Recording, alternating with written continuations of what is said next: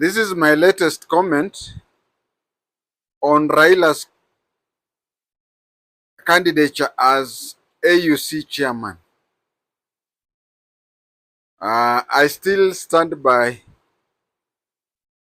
both my support and my belief that he is going to be elected the AUC chairman. I make it that he stands to 999 chances out of 1,000 to be elected the AUC chairman. I do not see him being elected in the first round. I see him being elected in the third round. I'm not even talking of the second round. I'm talking of the third round. I have noticed a lot of people, a good number of people, not a lot of people, a good number of people are against him being elected.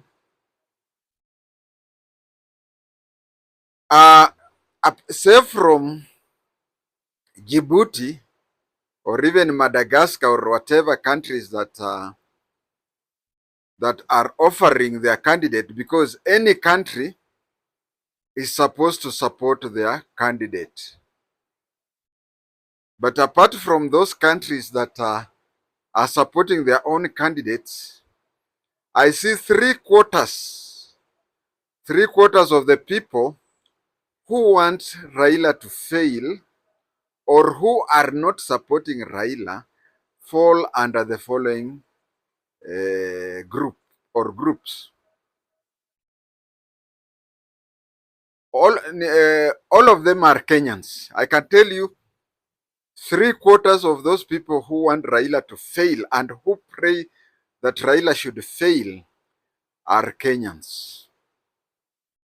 There are various reasons for that, and I'm really unhappy for those who want him to fail because of those conditions. Yes, I know, before I start talking about those conditions, I know a lot of people, including William Samoei Arap Ruto, they really want him to win that seat so that he gets out of the local politics. Let us be frank. Let us not hide. Ruto's main aim, and probably the only reason why he's supporting Raila to be there, is that chances of Ruto facing a person who will give him a lot of hardship in the next 2027 elections are very much diminished. Look at the people who are likely to contest against Ruto come 2027. Kalonzo Musyoka, the watermelon. Okay, if all of them contest together, you see that is even worse. But let us assume all of them agree and front one person. That is where they stand a good chance.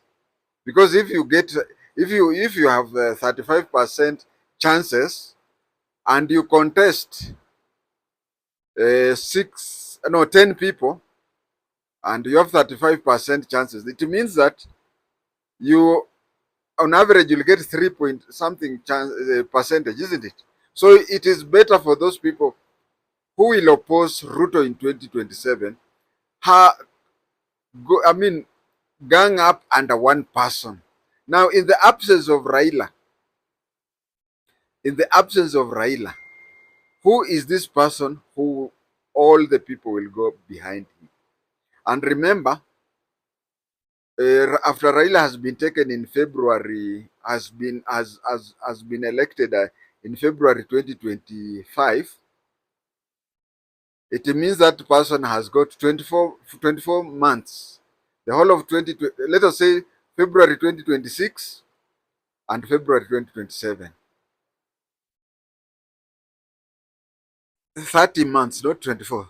2.5 years. Is there anybody who can galvanize support the way Raila galvanizes people around the country within that time? I started counting Kalonzo. I don't see. I started counting a person like Madam Wagishugu. Eh? Would she, Mother Karua, would she really galvanize people behind her to be like, I said 2.5 years.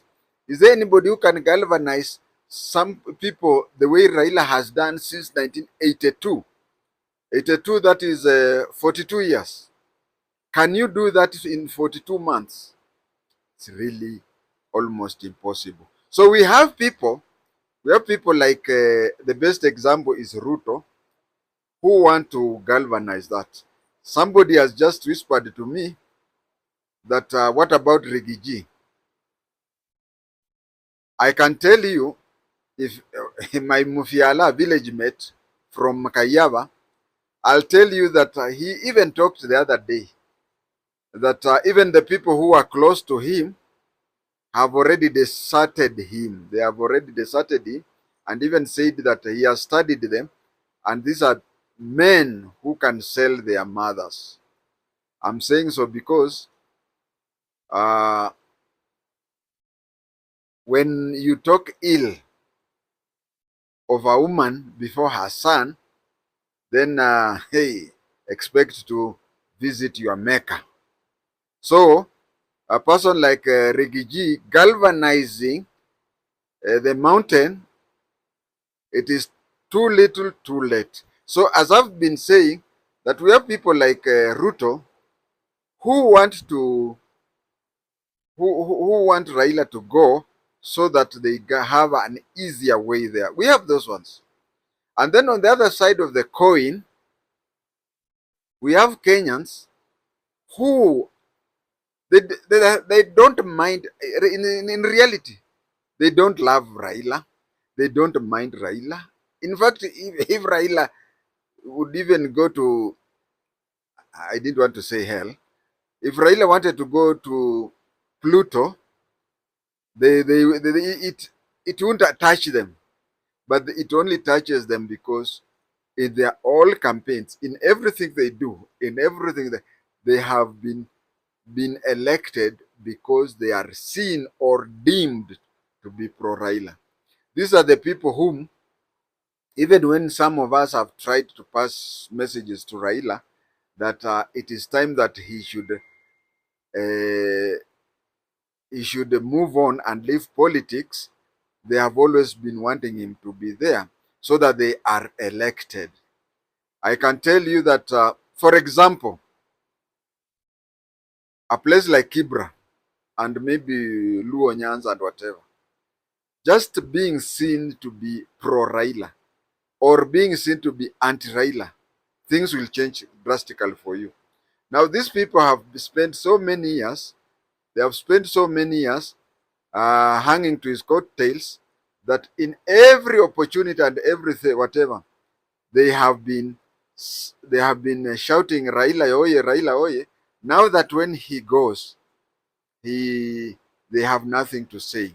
Now, when it comes to these people, to Raila, there is a time when Raila was the prime minister, his personal assistant, who on matters of intelligence, was my junior in Mandera. It's called Ojwang, Patrick Ojwang. And there's a time I talked to him to advise Raila. Raila has had several occasions when he would have opted with his head high. And I can remember talking to Ojwang at Nyati House in his office, where I told him that when Raila was by then the prime minister, I said a lot of people fought for Kenya's independence. But when you ask people, a lot of people will tell you either Dedan Kimathi and Jomo Kenyatta are the people who fought for Kenya's independence. But a lot of people fought. So people said Jomo Kenyatta alipigania uhuru.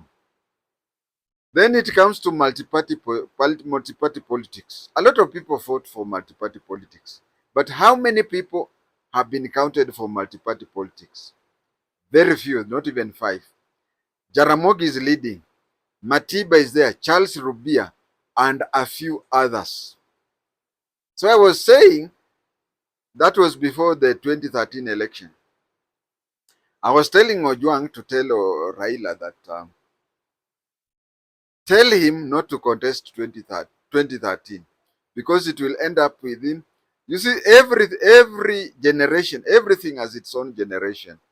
If you count Kenya, when Kenya attained independence, there was the Jomo Kenyatta Jaramogi, what do you call? Jomo Kenyatta Jaramogi age group, although Jaramogi was younger. Then you come to multi-party. There was the Rubia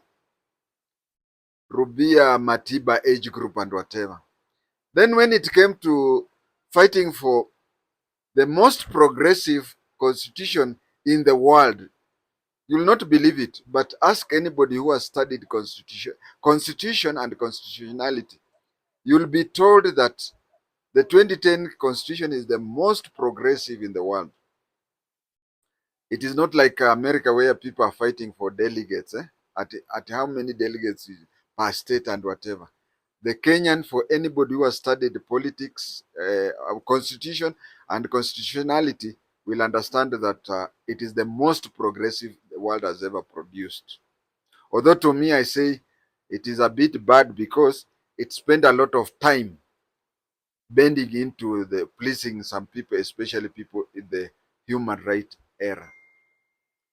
Now we go to a situation where people are saying that the Djibouti man stands a better chance because of ABCD. Well, I know they say that your weakness is your strength and your strength is your weakness. Of all those candidates, Raila is the most visible of them all. And being visible of them all also has its own downside.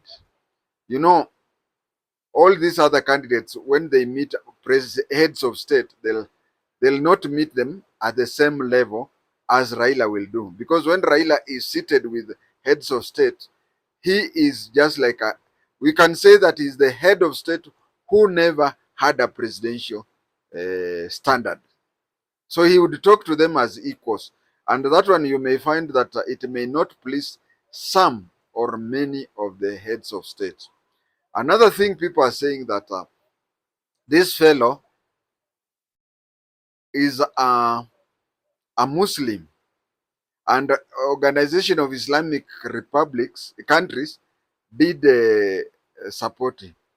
But when you look at the Organization of Islamic countries and they endorse him, the endorsement is not like that one of Ramaphosa. The South African president endorsed the Mauritius person because the Mauritian person is within SADC. You see, SADC goes up to Tanzania. So all the SADC people are in the African Union. But a third of the Organization of Islamic States, now Indonesia, Malaysia, endorsing that person, would they vote really? So that is that. And then you find that Kenya, even though Kenya is not a member of the Organization of Islamic Countries, but Kenya, a third of the population are Muslims. A third of Kenyan population are Muslims. So you'll find that some Muslim countries are, and then someone was saying, you see, Francophone countries will support him because Djibouti used to be known as French Somaliland. Of course, Hargeisa used to be called British Somaliland, and then the other Somali was Italian Somaliland. Now, if you say that French-speaking countries will support him because Djibouti was French Somaliland, how many English-speaking countries are there? How many are there? So all in all, if things stand the way they are, there is 999 chances of out of 1,000 that Raila will be elected. Now, supposing that 1% happens and he is not elected, that is the end of him. I do not see him being very effective after he loses that, because in Kenya, it will be said that he's a perennial loser. But the good news is Raila will win the seat. Thank you.